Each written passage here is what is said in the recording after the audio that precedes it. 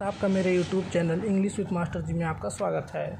तो आज की वीडियो में जानने वाले हैं कि केमिकल काइनेटिक्स क्या होता है। ठीक है, केमिकल काइनेटिक्स विज्ञान की वह शाखा होती है जिसमें क्या हम किसी भी केमिकल का हम रेट ऑफ रिएक्शन का स्टडी करते हैं। मतलब विज्ञान के इसका डिफिनेशन देख लेते हैं। It is a branch of science that deals with the study of rate of reaction of a chemical reaction, मतलब केमिकल का। ठीक है, जब हम किसी केमिकल का रेट ऑफ रिएक्शन का हम स्टडी करते हैं उस विज्ञान की शाखा को क्या कहते हैं, केमिकल काइनेटिक्स। ठीक है फ्रेंड्स, अब उसमें आता है एक रेट ऑफ रिएक्शन क्या होता है।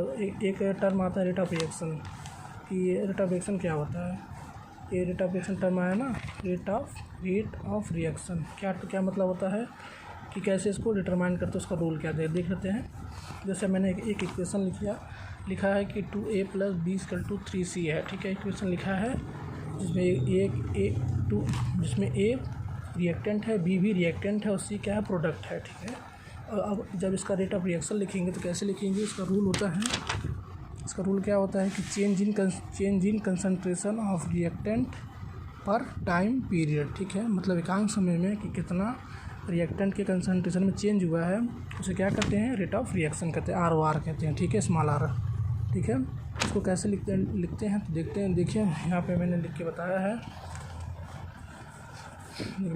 कि रेट ऑफ रिएक्शन। ठीक है, तो रिएक्टेंट को लेंगे, रिएक्टेंट ए लिखेंगे और किसी भी चीज़ के आगे जब हम ब्रैकेट लगाते हैं, जब किसी भी चीज़ के आगे जैसे ए लिखा है उसके आगे ब्रैकेट लगाने के तो क्या डिनोट करता है, ये कंसंट्रेशन। क्या डिनोट करता है, कंसंट्रेशन। जब किसी भी चीज़ के आगे किसी भी जैसे ए है, ए के आगे में हमने ब्रैकेट लगा तो कंसंट्रेशन को डिनोट करता है। ठीक है, तो डेल्टा ए ब्रैकेट में अपॉन dt डेल्टा टी एक क्या बताता है, रेट ऑफ रिएक्शन। और इसमें माइनस क्यों लगा है, माइनस इसलिए लगा क्योंकि रिएक्टेंट है। क्यों, क्योंकि रिएक्टेंट क्या होता है, हमेशा घटता है, इसलिए हम क्या लगाते हैं, माइनस। और प्रोडक्ट को भी हम लिख सकते हैं। कैसे लिख सकते हैं, अब यहाँ पे एक और रिएक्टेंट है उसको भी लिख के बताया है मैंने। हाँ ठीक है, उसको माइनस डेल्टा ब्रैकेट में भी अपॉन डेल्टा टी में लिख के बताया कि माइनस क्योंकि रिएक्टेंट है। ठीक है, अब यहाँ प्रोडक्ट को भी लिख के बता रहे हैं, प्रोडक्ट को जब लिखेंगे तो यहाँ पे क्या लिखेंगे, आगे प्लस लिखेंगे। और एक और बात ध्यान दीजिए कि यहाँ पे जो स्टोइकियोमेट्रिक कोफिशिएंट लिखा होता है उसको क्या करते हैं, बटे के रूप में लिखते हैं। कैसे लिखते हैं, बटे के रूप में, मतलब डिवाइड के रूप में। यहाँ पे 2 है तो यहाँ पे बटे में क्या हो जाएगा, 1/2। यहाँ पे 3 है तो वो उसका बटे में क्या हो जाएगा, 1/3। तो यहाँ पे जब प्रोडक्ट का हम लिखेंगे rate of reaction 1/3 delta bracket में c अपॉन डेल्टा टी। यहाँ पे प्लस को लिखा क्योंकि प्रोडक्ट हमेशा बढ़ता है मतलब इंक्रीज़ करता है तो प्लस में होगा। ठीक है, और ये सभी ए इसके बराबर होगा, ए इसके बराबर होगा, मतलब rate of reaction equal to A. और यदि रिएक्टेंट होगा तो माइनस और प्रोडक्ट होगा तो प्लस होगा। और यहाँ पे जो स्टोइकियोमेट्रिक कोफिशिएंट है वो क्या, डिवाइड में चला जाएगा। ठीक है, और 3 डिवाइड में चला जाएगा। ठीक है, समझ में। और रेट ऑफ रिएक्शन आपको लिखना समझ में आ गया कैसे लिखा जाता है। ठीक है फ्रेंड्स, रेट ऑफ रिएक्शन आप जान गए। चलिए सीखते हैं और कुछ। यहाँ पे मैंने होमवर्क दिया है, इसको करिएगा। जो मैंने समझाया है कि रेट ऑफ रिएक्शन कैसे निकाला जाता है, इसको होमवर्क में करिएगा।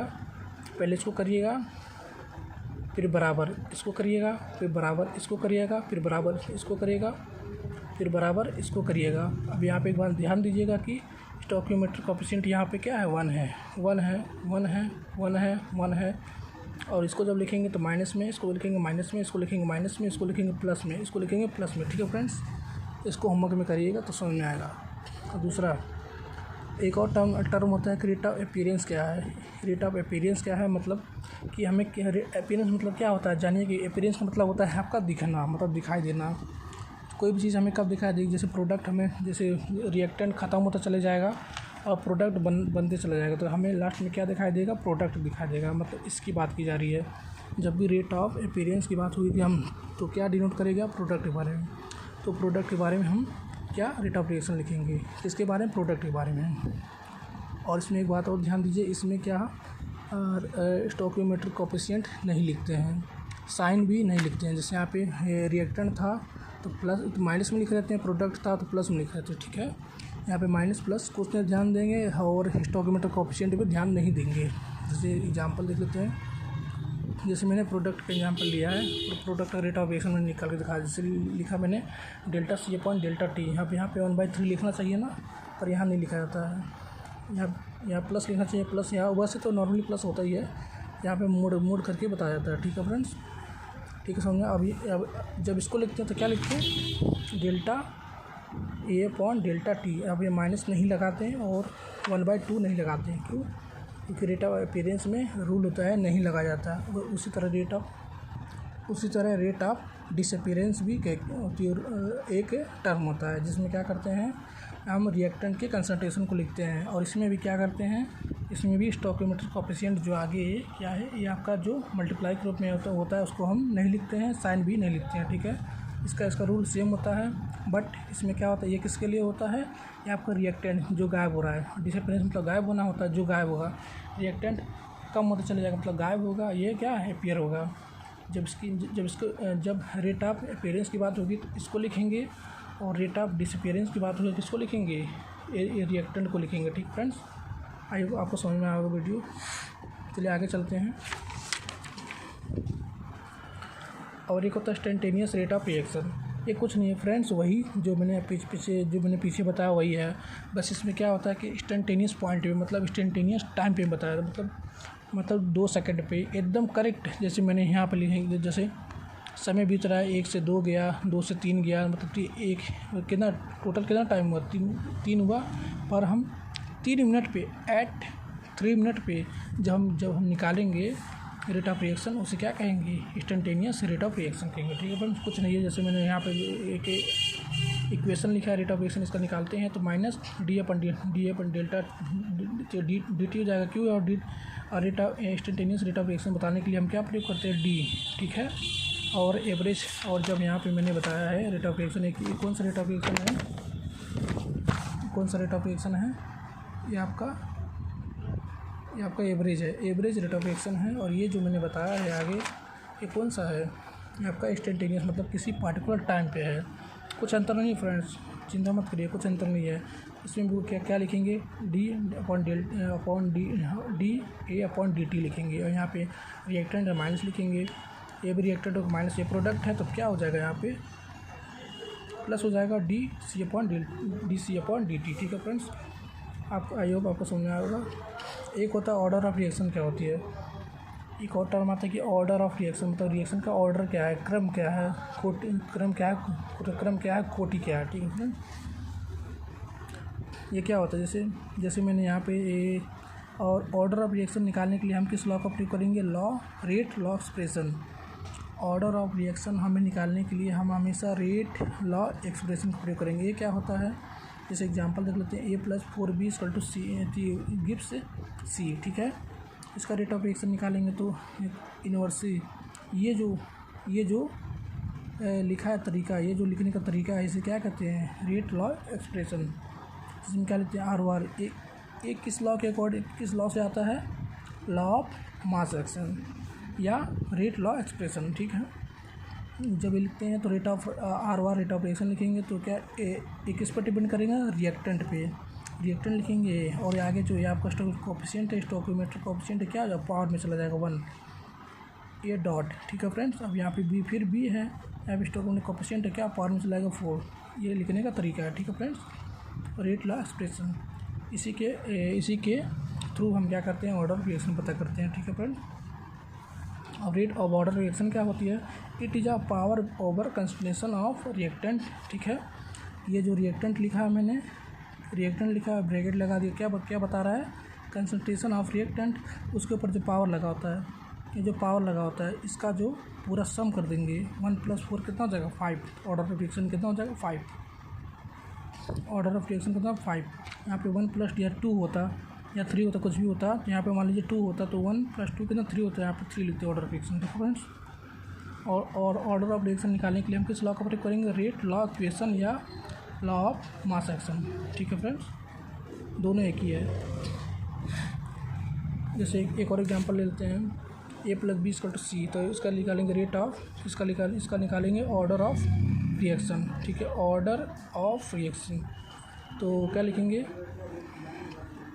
आगे किए लगा देंगे। ठीक है फ्रेंड्स, क्यों? क्योंकि जब प्रोपोर्शनल का साइन हटता है तो क्या आता है? के आता है, ठीक है। एक कांस्टेंट आता है रेट कांस्टेंट, इसे के को कहते हैं रेट कांस्टेंट। तो इसको क्या लिखेंगे? ब्रैकेट में ए, और ये आगे को स्टोइकोमेट्रिक कोएफिशिएंट क्या पावर में चला जाएगा? बी लिखेंगे। स्टोइकोमेट्रिक कोएफिशिएंट पावर में चलाएगा 1, ठीक है। तो ये 1 और 1 को ऐड करेंगे, कितना हो जाएगा? 2 होगा। तो और रेट ऑफ रिएक्शन, तो ऑर्डर ऑफ रिएक्शन कितना हो जाएगा? 2। ऑर्डर ऑफ रिएक्शन कितना हो जाएगा फ्रेंड? 2 हो जाएगा, ठीक है। ये आपको समझ में आया फ्रेंड्स? अब चलते हैं जीरो ऑर्डर रिएक्शन का डेरिवेशन करने, मतलब उसका इक्वेशन कैसे बनाएंगे। तो मान लेते हैं कि एक रिएक्टेंट ए है, वो प्रोडक्ट में कन्वर्ट हो रहा है, ठीक है। तो उसका आर वार जो सिंपल हमने बताया है लिखेंगे क्या? Equal to minus D bracket में ए अपॉन डी टी, ठीक है। ये बताया है। और एक और लॉ बताया मैंने, रेट लॉ एक्सप्रेशन। उसके अकॉर्डिंग हम देखेंगे, तो होता है आपका के, जब प्रोपोर्शनल का साइन हटता है के आता है ब्रैकेट में ए नॉट। अब यहाँ पे ए नॉट क्यों लिखा है? ए जीरो क्यों लिखा है? जीरो क्यों इसलिए लिखा क्योंकि है zero order reaction. Zero order reaction क्या होती है? तो जीरो ऑर्डर रिएक्शन ऐसी रिएक्शन होती है जो रिएक्टेंट की कंसंट्रेशन पे डिपेंड नहीं करते हैं। मतलब नहीं करेंगे तो क्या लगाएंगे आगे? 1 नहीं, 2 नहीं, क्या लगाएंगे? 0 लगाएंगे। जब डिपेंड नहीं करेंगे 0 लगाएंगे, 0 लगा देंगे, ठीक है फ्रेंड्स। 0 लगा दिया, ठीक है। और 0 लगा दिया, ठीक है। अब ए आर वार दोनों क्या हो जाएंगे? बराबर होंगे। तो ये दोनों बराबर, जब ये दोनों बराबर होंगे तो ये दोनों भी बराबर हो जाएंगे, दोनों बराबर होंगे, ठीक है। तो माइनस यहाँ पे माइनस डी ए और डी टी के ए नॉट। अब ए नॉट को हम क्या 1 लिख सकते हैं? क्यों? जैसे एक्स 0 रहता है 1 होता है, ए 0 रहता है 1 होता है, 1 0 रहता है तो 1 होता है, 2 0 रहता है तो क्या होता है? 2 पे 0 होता है तो 1। जब किसी भी लेटर या किसी भी नंबर के ऊपर यदि 0 रहता है, पावर 0 रहता है, क्या होता है? 1 होता है। तो यहाँ पे 1 हो जाएगा, यहाँ पे 1 हो जाएगा, ठीक है फ्रेंड्स। यहाँ पे आपका ये जो डी टी है इधर चल जाएगा, मल्टीप्लाई हो जाएगा, डी टी हो जाएगा और के हो जाएगा, ठीक है। और ये 1 हो जाएगा, यहाँ पे 1 लिख दीजिएगा, वहाँ पे 1 कर दीजिएगा फ्रेंड, ठीक है। आगे चलते हैं तो क्या हो जाएगा? अब इसी का क्या कर देते हैं, जब ये इधर चला गया तो क्या बचेगा? डी ए और इंटीग्रेशन के टी बचेगा, इंटीग्रेशन के टी बचेगा, के क्या बचेगा? के डी टी क्या बचेगा? के डी भी है, डी टी बचेगा। इसका क्या करेंगे? इंटीग्रेशन कर देंगे। कहाँ से कहाँ तक करेंगे तो बताना पड़ेगा ना, लिमिट बताना पड़ेगा। लिमिट बताते हैं, ठीक है। यदि इसके अकॉर्डिंग देते हैं, यदि समय 0 यदि टाइम 0 है तो रिएक्टेंट का कंसंट्रेशन कितना होगा? मतलब फुल होगा, मतलब भरा होगा। अभी कुछ प्रोडक्ट मतलब 0 टाइम पे कोई भी रिएक्शन का शुरू नहीं हुआ होगा तो रिएक्टेंट कितना होगा? पूरा होगा। तो ये उसको मान लेते हैं ए नॉट।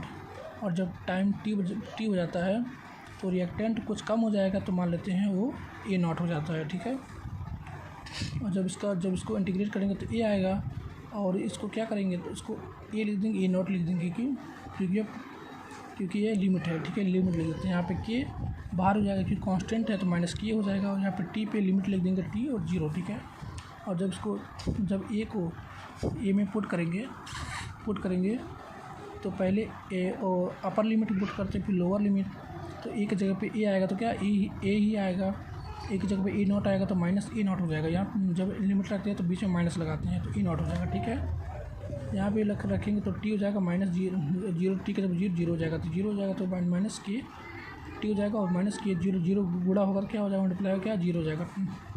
तो ये minus A not equal to minus के टी आ जाएगा। और ये जब ये इधर क्या हो जाएगा? ट्रांसफ़र होगा तो प्लस में क्वान्टिटी हो जाएगा, A equal to A not minus के टी, ठीक है फ्रेंड। ये आपका क्या आ गया? Equation of first order. अब एक और होता है हाफ लाइफ ऑफ रिएक्शन, मतलब हाफ लाइफ मतलब आप पढ़ने से पता चला कि आधा जीवन ऑफ रिएक्शन का मतलब ऐसा टाइम जब रिएक्टेंट का कंसंट्रेशन आधा हो जाता है, मतलब आधा बचता है रिएक्टेंट और आधा प्रोडक्ट में कन्वर्ट हो जाता है, ठीक है। मतलब तब क्या हो जाएगा? ये क्या है? ए नॉट। ए नॉट क्या? Final sorry friend, initial concentration of reactant. अब ये क्या है? ये है आपका फाइनल कंसंट्रेशन ऑफ ए, और ये क्या है, reactant, final concentration of reactant A, ठीक है। जब फाइनल कंसंट्रेशन आधा हो जाएगा इसका, तो इसका आधा करेंगे बाई 2 करेंगे, तो क्या बनेगा, ए बनेगा, तो A0/2 कर देंगे और हाफ टाइम के लिए T/2 से डिनोट करते हैं, ठीक है। इसी को पुट कर देंगे इसके इक्वेशन में, ए की जगह पे A0 क्या हो जाएगा 0/2, और जब इसको इधर पक्षांतर करेंगे, जब इसको इधर पक्षांतर का तो माइनस हो जाएगा, ठीक है। यहाँ माइनस होने के लिए यहाँ पर भी तो माइनस है, जब ये माइनस आगे जाएगा तो इस माइनस को प्लस कर देगा और इसको क्या माइनस कर देगा, ठीक है फ्रेंड। इधर पर तो इसको इधर कर लेते हैं, A0 minus A0/2 equal to KT half, ठीक है फ्रेंड्स। इसको जब सॉल्व करेंगे तो 2A0 माइनस ए, तो 2A0 माइनस A0 चलेगा तो A0 ही बचेगा by 2 equal to KT half लिखेंगे। अब A0 जब 2 इधर पक्षांतर हो गया, क्या हो जाएगा, मल्टीप्लाई हो जाएगा 2A और या T हाफ A0/2 के बचेगा, ठीक है फ्रेंड्स। ये 4 हाफ ये जीरो ऑर्डर रिएक्शन का क्या हाफ लाइफ इक्वेशन है, ठीक है फ्रेंड। ये जीरो ऑर्डर का हाफ लाइफ इक्वेशन हो गया। अब फर्स्ट ऑर्डर का हम देखते हैं कि इसका इक्वेशन कैसे बनेगा। मान लेते हैं इसमें भी मतलब सपोज कर लेते हैं कि कोई रिएक्टेंट ये है, प्रोडक्ट में बन रहा है, ठीक है। उसका भी निकाल देख लीजिएगा फ्रेंड्स, ये समझाएंगे, उसी तरह समझ लीजिएगा। इसमें क्या होता है, फर्स्ट ऑर्डर रिएक्शन ऐसा रिएक्शन होता है जिसमें जो रेट ऑफ रिएक्शन होता है रिएक्टेंट के कंसंट्रेशन पर डिपेंड करता है, और उसके ऊपर पावर कितना आता है, 1 आता है। फर्स्ट का है तो 1 आएगा ना, तो यहाँ पे 1 हो जाएगा, ठीक है। और ये आप नॉर्मली जो हमने बताया है ये आपको -d/dt, और ये वाला जो लिखा है किस लॉ ऑफ मास एक्शन के अकॉर्डिंग लिखा है, जो ये दोनों बराबर हो जाएंगे तो ये दोनों बराबर हो जाएंगे, तो ये दोनों बराबर ऐसे देख लीजिएगा फ्रेंड, ठीक है। इन इक्वेशन करके समझ लीजिएगा, या समझा दे रहे हैं, चलिए समझा ही दे रहे हैं। जब ये दोनों बराबर हो जाएगा तो dA/dt हो जाएगा, A1 हो जाएगा, ठीक है। अब यहाँ पे dt इधर चला जाएगा तो KDT हो जाएगा, और A इधर चला जाएगा तो A हो जाएगा, ठीक है, ये हो जाएगा। और